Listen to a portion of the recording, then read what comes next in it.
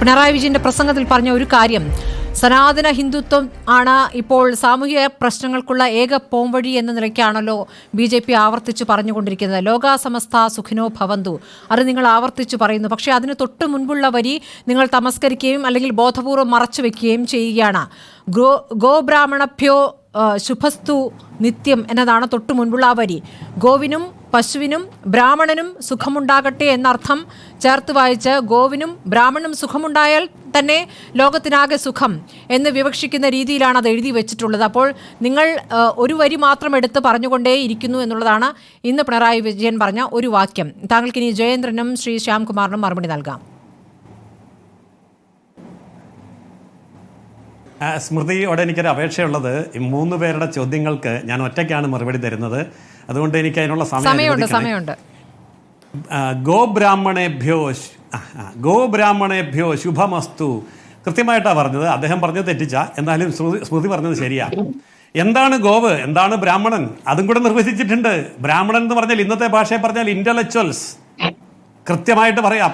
ബൗദ്ധികമായ കാര്യങ്ങൾ, ബ്രഹ്മകാര്യങ്ങൾ, ഇന്റലക്ച്വൽ ആയിട്ടുള്ള കാര്യങ്ങൾ ചെയ്യുന്നവൻ ബ്രാഹ്മണൻ. ഞാൻ നേരത്തെ പറഞ്ഞു, ജന്മനാ ജായതേ ശൂദ്ര കർമ്മണാ ജായതേ ദ്വിജ. ദ്വിജ എന്ന് പറഞ്ഞാൽ ബ്രാഹ്മണൻ. കർമ്മം ചെയ്യുമ്പോഴാണ് ബ്രാഹ്മണനാവുന്നത്. പൂണൂലിട്ട ബ്രാഹ്മണനാവില്ല, ബ്രാഹ്മണന്റെ മകനായിട്ട് ജനിച്ച ബ്രാഹ്മണനാവില്ല. അതുകൊണ്ട് ആ ബ്രാഹ്മണ്യം എന്ന് പറയുന്നത് പിന്തുടർച്ച അവകാശമല്ല എന്ന് അസന്നിഗ്ധമായിട്ട് ഹിന്ദുത്വം പറഞ്ഞിട്ടുണ്ട്, സനാതനധർമ്മത്തിൽ പറഞ്ഞിട്ടുണ്ട്.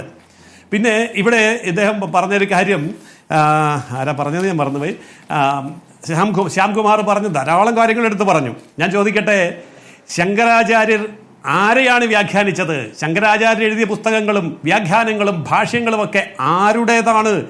അത് ഭഗവാൻ വേദവ്യാസൻ്റെതാണ്. ഭഗവാൻ വേദവ്യാസൻ ആരാണ്?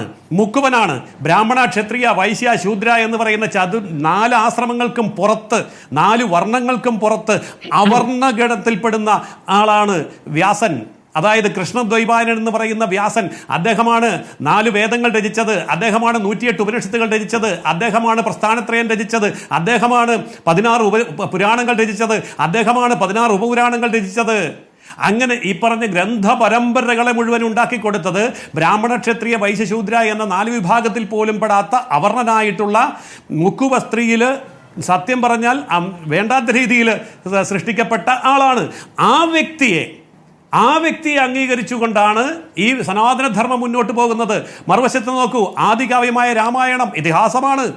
ആ ഇതിഹാസമായ രാമായണത്തെ, ആ രാമായണൻ ആരാ? രത്നാകരൻ എന്ന് പറയുന്ന കാട്ടാളനാണ് എഴുതിയത്. പിന്നീടാണ് വാത്മീകിയായി മാറുന്നത്. അപ്പോൾ കാട്ടാളൻ എഴുതിയതിനെയും മുക്കുവൻ എഴുതിയതിനെയും വർണ്ണം നോക്കാതെ, ജാതി നോക്കാതെ അംഗീകരിച്ച് അവരെ ഭഗവാൻ വേദവ്യാസൻ, ഭഗവാൻ വാത്മീകി എന്ന് വിളിച്ച സനാതനധർമ്മിയുടെ മുമ്പിൽ എന്തിനാണ് ഈ കമ്മ്യൂണിസ്റ്റുകാർ ഈ ബ്രാഹ്മണ മേധാവിത്വം കൊണ്ടുവരുന്നത് എന്നുള്ളത് ഞാൻ വളരെ കൃത്യമായിട്ട് പറഞ്ഞു തരാം. ഇന്ത്യയിൽ ബ്രാഹ്മണ മേധാവിത്വം അടിച്ചുറപ്പിക്കാനുണ്ടാക്കിയ പ്രസ്ഥാനമാണ് കമ്മ്യൂണിസ്റ്റ് പ്രസ്ഥാനം. സംശയമുണ്ടെങ്കിൽ തെളിവ് ഞാൻ തരാം.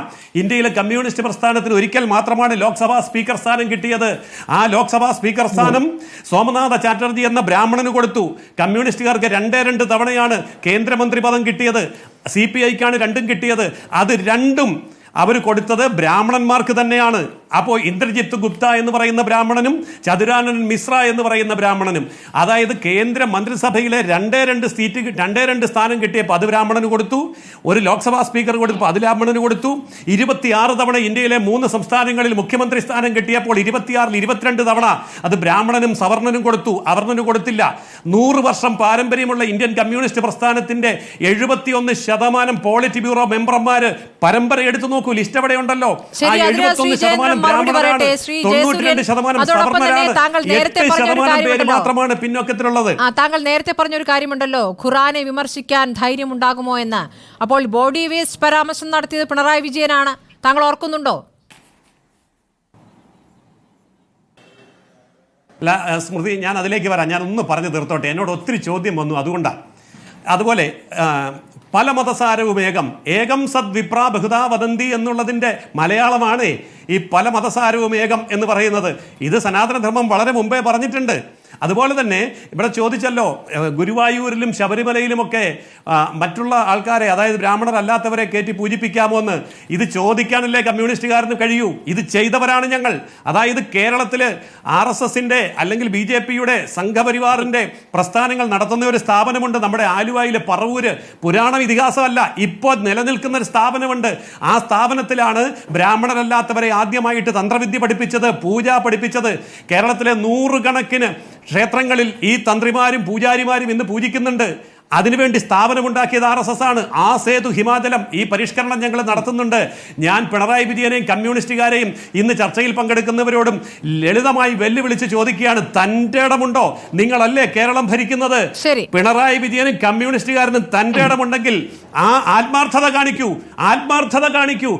ശബരിമലയില് അബ്രാഹ്മണ പൂജാരിയെ വെക്കുന്നേ, ഗുരുവായൂരില് അബ്രാഹ്മണ പൂജാരിയെ വെക്കുന്നേ, എന്നിട്ട് വേണം BJP-കാരന്റെ നേരെ ചോദിക്കാൻ.